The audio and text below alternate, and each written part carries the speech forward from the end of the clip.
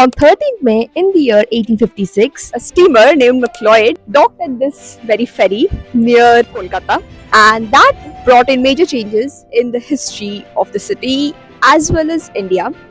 On board that steamer was a man named Wajid Ali Shah, who had lost his kingdom, who had lost pretty much his everything to the British East India Company. This is Picholi Ghat, and this is where the story of mini Lucknow started in Kolkata, and also began the story of Aloo in our Kolkata biryani.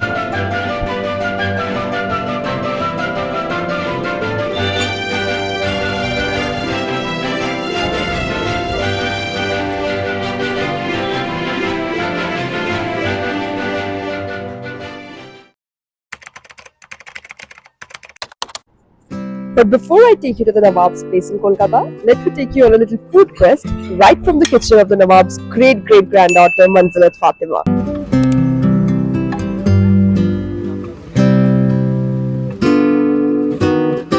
Oh my god, I look full of love.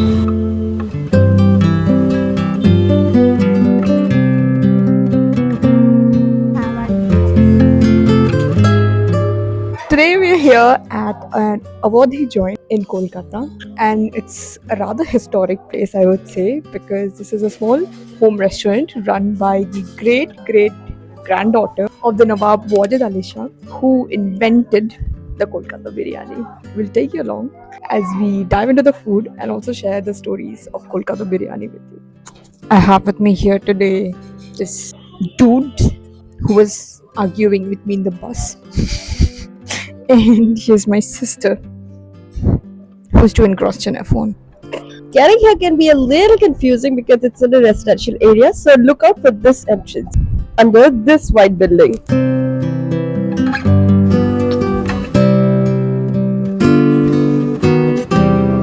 Also, do keep in mind you have to walk up the steps. There's no lift. This is where they would have the rooftop sitting.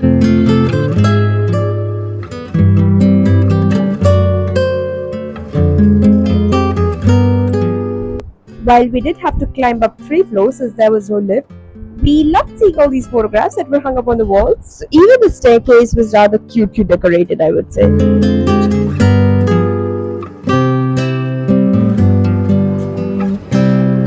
The ambience inside is mellow with a minimalistic decor, very cozy and intimate, I would say. And in fact, parts of the sitting were actually in the traditional Dastarkhana style of sitting, which were of course occupied by the bigger groups, so we had to sit in the regular chair table setup.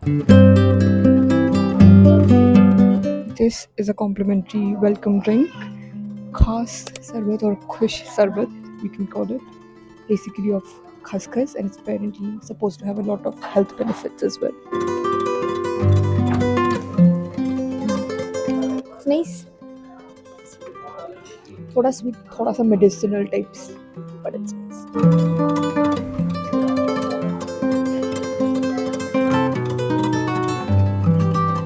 We are starting off with our Majlisi mutton pasanda, and the interesting thing about this is that they serve it along with bandel cheese. Bandel cheese is the cheese that used to be produced in this place called Bandel, which is around 40 kilometers from Kolkata, and it was introduced around 16th or 17th century by the Portuguese. It used to be a Portuguese colony, and that's where this cheese comes from. And along with that, we have ulta tawa paratha. Let's dig in.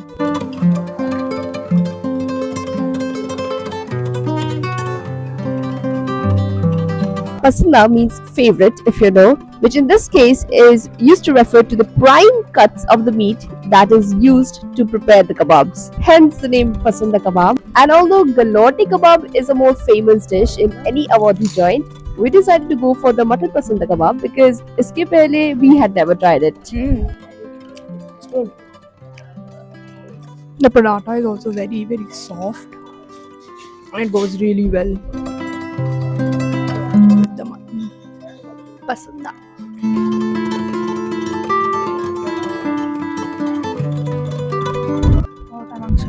I think we unanimously could agree that this was the best item we tried here. Very tasty. Indeed, it became our pasanda. It's good.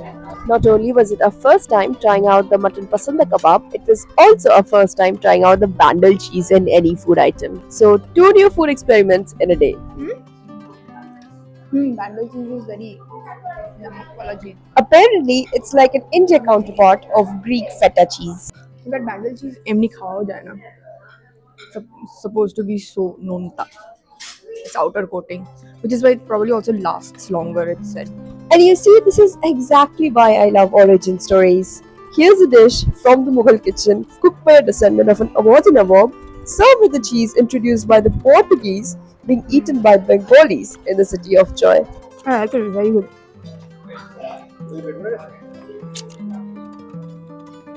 I mean, for the moment, nakalo chalwa types.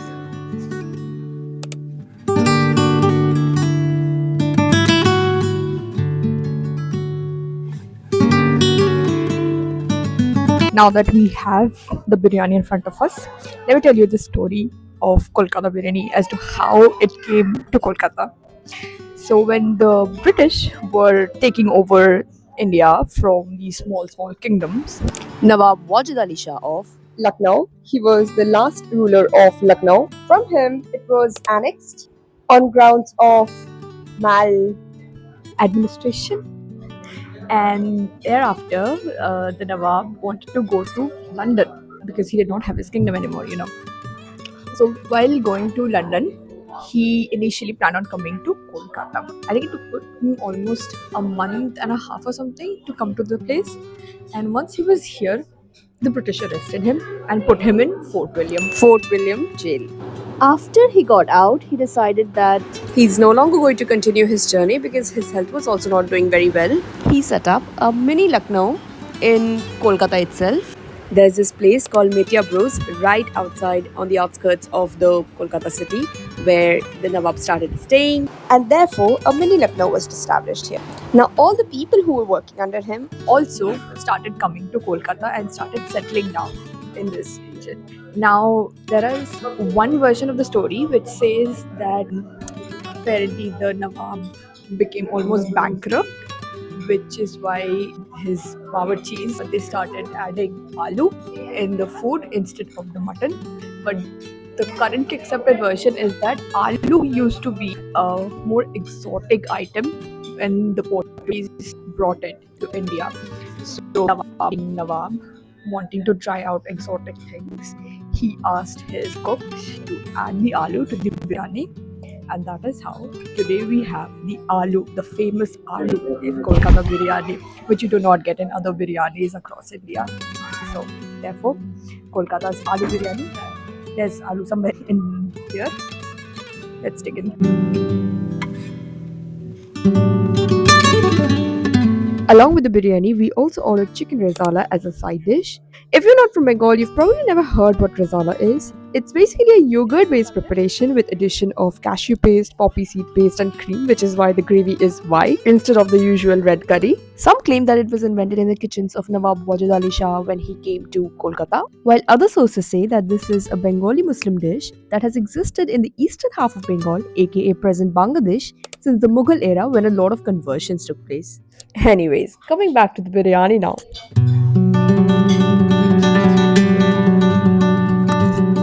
We have the aloo in the Kolkata biryani.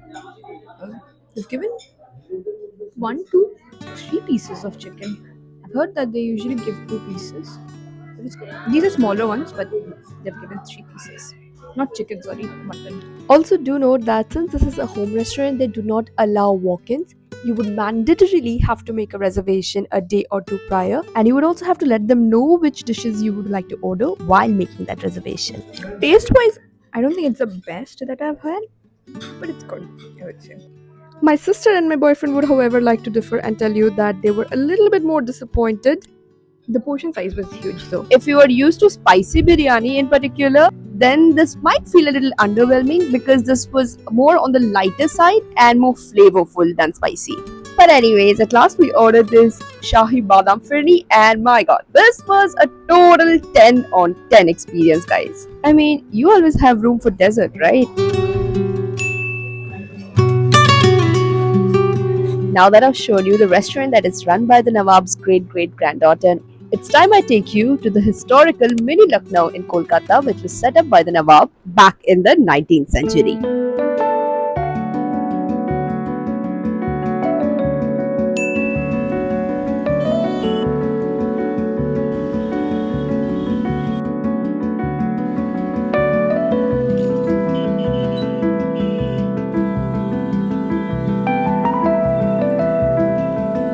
One of the forgotten heritage structures of Kolkata is this place where we are in Metia Bros or Mini Lucknow as we call it. This Sibtanabad Imambara, which houses the mausoleum of the last king of Awadh, Nawab Wajid Ali Shah. The inside part is actually under renovation currently, so we could not really see the mausoleum part. That is where the Samadhi is, but it's not accessible right now because of repair works. But other than that, it's a very beautiful structure. This was actually based on the Imambara in Lucknow. Wajid Ali Shah used to be like a deep lover of his kingdom Awadh. Now from Awadh, when the Nawab came to Kolkata or Metia Bros in 1856, nobody could take out Lucknow from him. So he built a mini Lucknow here with whatever funds he could get.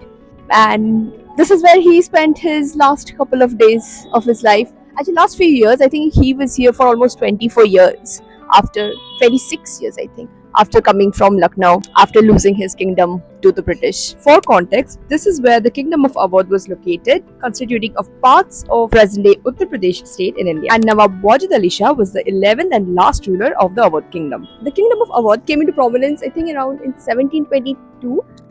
When Sadat Ali Khan was anointed as the ruler of the Awadh region by the Mughals. The Mughal kingdom during that time started declining, but the Awadh kingdom rose to prominence and they had accumulated a lot of wealth, which the British East India Company was after. So over the years that the British were here, till the point they took the kingdom of Awadh from Wajid Ali Shah, they were gradually, trying to seep in and just destroy the kingdom in their own shrewd way, like they used to do. There was the Battle of Buxar, where they annexed parts of the kingdom. Then they set up their own troops in the kingdom. They even kept somebody in the Nawab's court. And then finally, one fine evening, Lord Dalhousie and James Outram, they handed over all the documents to the Nawab, where it said, "We are taking away Awadh from you on the grounds of maladministration, so you no longer can rule this kingdom." That's how basically they took away the kingdom from Nawab Wajid Ali Shah. And Nawab was like, he threw his turban and he was like, "No, I don't agree." So he came to Kolkata to appeal to the Governor General, and if that did not work out for him, he was going to go all the way to London because he somehow believed in the goodness of the British East India Company's justice in the name of Britain. I don't think that even exists. That is how basically the story goes of how he came to Mini Lucknow of Kolkata. That is how he built Mini Lucknow.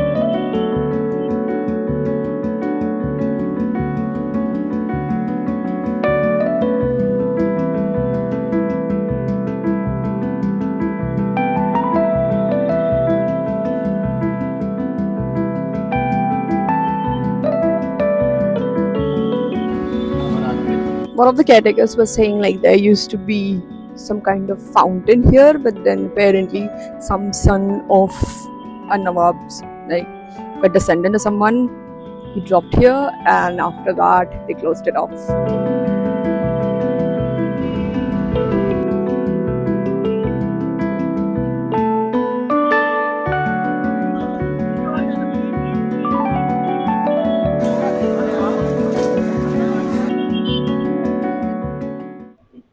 A few minutes of walk, and the next place that we reached was this Bichali Ghat, which honestly now looks like any other regular ferry ghat in Kolkata. But back in 1856, this is where the Nawab Wajid Ali Shah had landed after his 2-month-long journey along the Ganga River when he had set out from Lucknow to get back his kingdom from the British East India Company.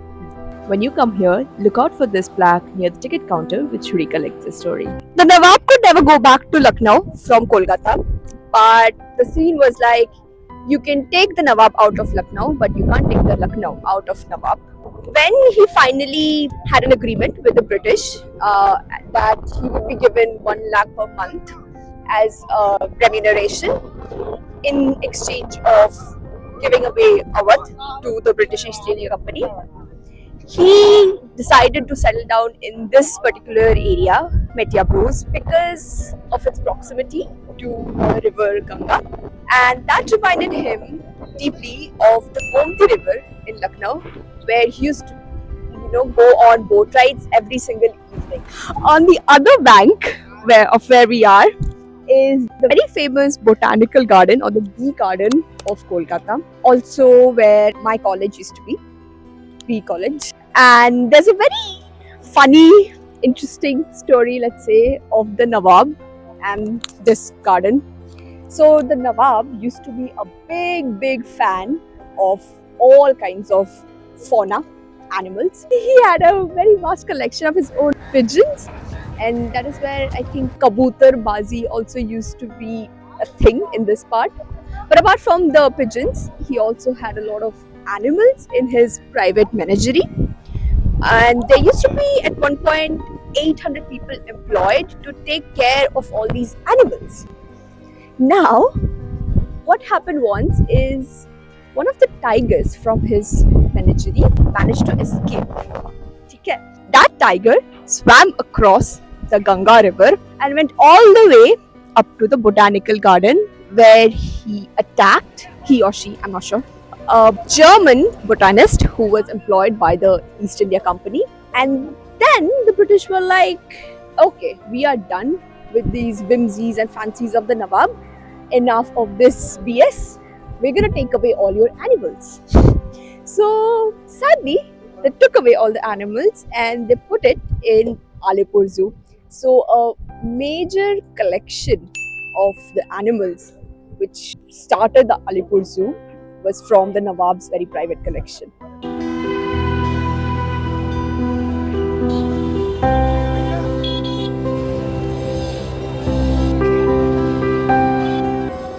So while walking around navigating these chaotic lanes, this dilapidated looking board caught my eyes, and on doing a bit of research I found out that the road was named after an iron fence that marked the southern boundary of the Nawab's estate.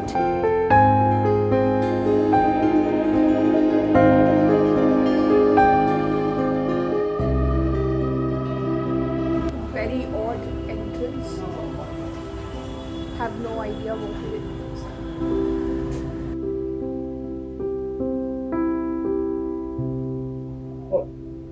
A rather unassuming entrance to Kasturba Imambara, which is another of the structures which have been existing here since the time of the Nawab. This was the first Imambara actually, which was built in this area, and it was built by one of the two wives of Nawab who came to Kolkata along with him. So this was built by the female members of the family. You might have a little difficulty in actually finding this place because this is pretty much how the entrance is. There are people living inside it at this point of time. But the inside of the Imambara is extremely beautiful. There are lots of chandeliers which have been strung up. And you can just come here and get a glimpse of the history of the place.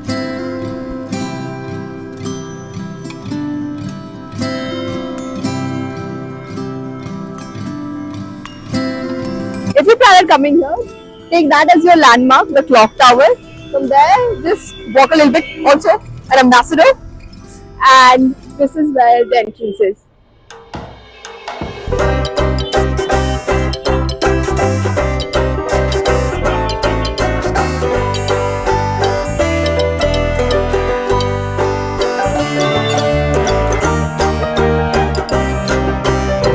This pawn shop right behind me, Panna Lal's Beetle Pawn Shop, has apparently existed of this place, apparently, since the time of the Nawab.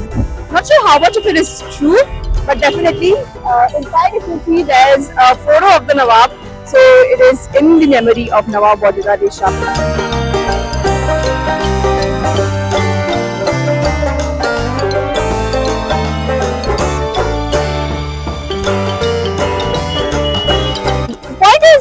when Nawab came to Mitya Bros, he brought all his Nawabi Awadhi culture here, and one of them had to be the pan eating habit.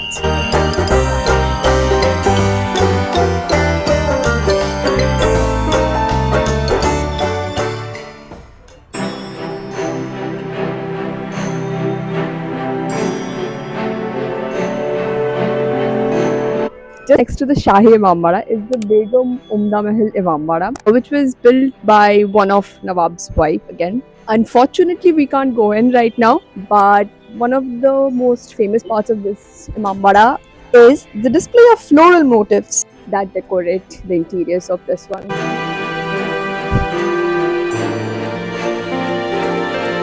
So, like I was telling you, that the Nawab brought all his Nawabi practices to the mini Lucknow. Another famous thing about this region is the kite flying, which is happening over there. I don't think you can get it on the camera, but we can see it. थोड़ा सा पीछे हो रहा है. So this place is very popular for having a very vast kite wholesale market or the manja market. Basically वो जो glass का लगा हुआ रहता है ना thread पे, तो that thing is very famous in this region, which is a practice that has been continuing since the time the Nawab came here.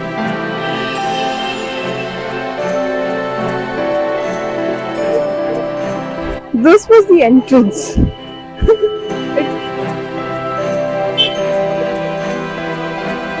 We came by car and had to park the car almost a kilometer from the main spots which we covered today because that area is very crowded. It's a market area.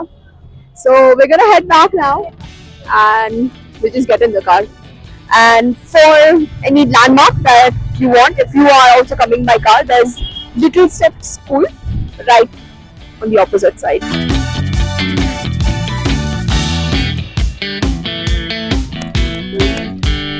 This is the Nawab Wajid Ali Shah Road, and right behind is the Shahi Imambara. Just to warning, get ready for all the chaos because there'll be like cars honking and autos honking and buses honking along with that, two-wheelers, and then there's the market area. So it's going to be very crowded. Just a warning. So there's a bus stop that we just crossed on this road called Wajid Ali Shah bus stop. And it was an AC bus stop. Nicknamed Dumdum के वहाँ पे भी एक नहीं है ऐसे AC bus stop और यहाँ पे है, which actually technically is located in the outskirts of main Kolkata.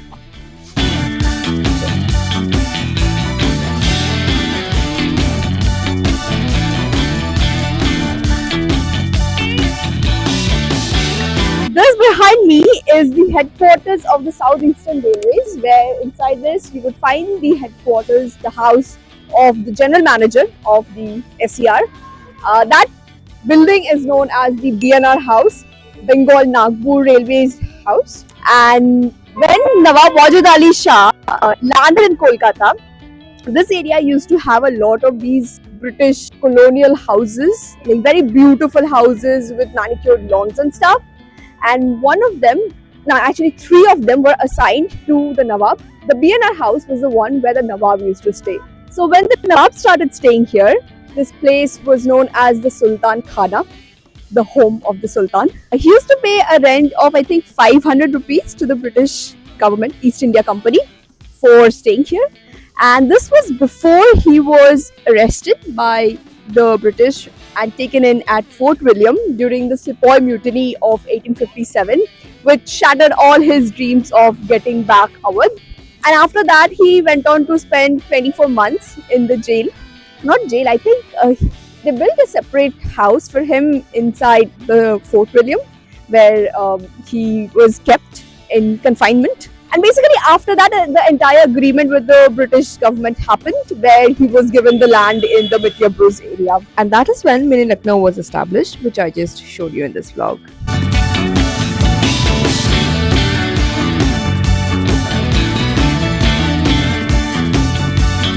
Unfortunately, we can't go in without permission. So we just have to show you the headquarters from the outside. Sad luck.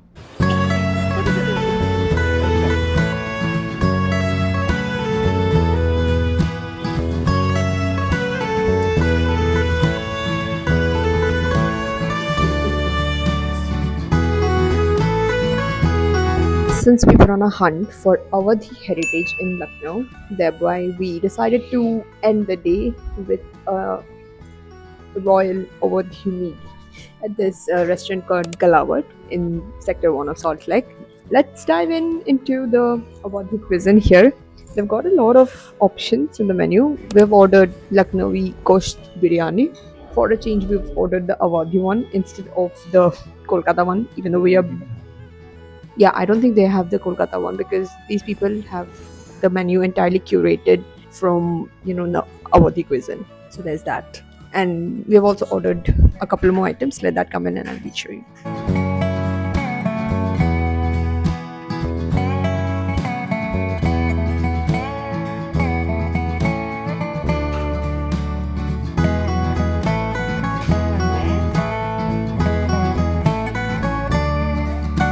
This is the Galawat kebab.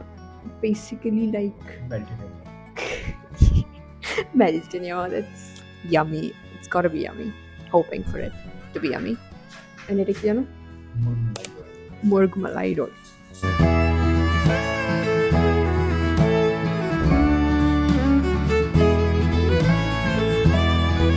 Galati kebabs, like he said, are known for their melt in the mouth texture. It basically comes from the word galawat, which means softness, which perfectly describes the texture of the kebab, which occurs due to the fine mincing of the meat. He says it's better than even Awadh. Let's try.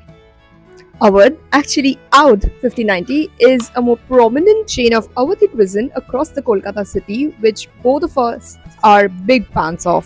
How much was the cost? I don't know, let me see. If you have never tried out Galati kebabs, trust me, you are missing out on a lot.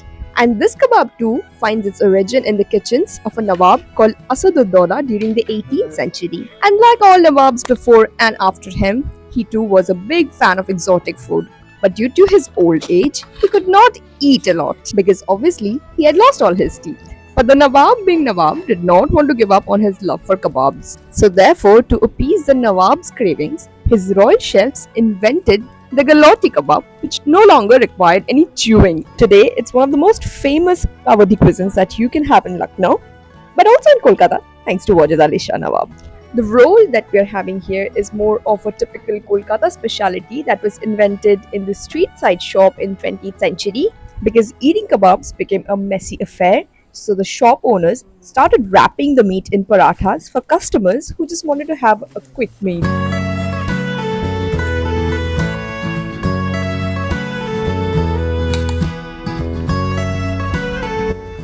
have made it a variant with aloo. Let's try their biryani. What I figured after having the biryani here as well as at Manzilat is that the biryani from Awadh is more subtle with its flavors. It fascinates me that a dish that the whole of India loves is actually very different in each part of the country. But I'm still gonna say, I think it's Kolkata biryani. See, for a Bengali like me, I would prefer the Kolkata biryani any day. And I'm saying this after trying biryani in almost every corner of the country. You can fight me in the comments, but nothing beats Kolkata biryani. But it's a food that I love a lot. And this love for biryani took me on this journey to discover the forgotten history of Awadh's influence in my city, Kolkata. So you see, history doesn't have to be boring. Many of you probably hated the subject back in school, but sometimes history comes in the form of aloo or potato in your favorite biryani. And then you can hardly call it boring. Am I right? Or am I right? So I hope you enjoy this little history lesson. Lucknowi biryani, Murg Malai roll, Galawat ke kebabs. So together, let's preserve, let's explore, let's nurture the rich heritage of each of the cities in India. Let's not forget the past, because the past gave us our present, a present that we take so much pride in, and what we nurture in the present will give us our future.